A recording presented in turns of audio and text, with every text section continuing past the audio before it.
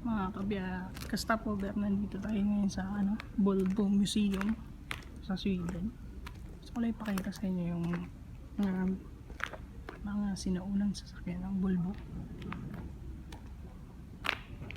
Pinaka the best dito, papakita ko sa inyo.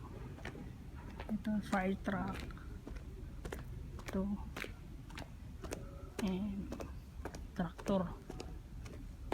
Ito sobrang ganda niya mga ka-stopover, pero pinaka the best ito, number 16.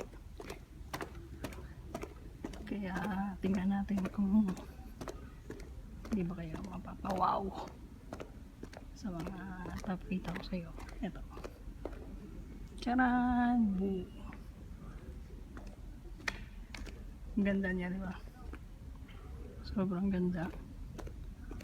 So titingin pa tayo ng ibang mga magagandang mga sasakyan. Ayan, ay nga pala dun sa pamilya ko, sa anak ko si Bibikla, yung asawa ko si Christina. Ayan, ito tayo, mga souvenir shop, lumang sasakyan. Yan, kita nyo. Yan, ito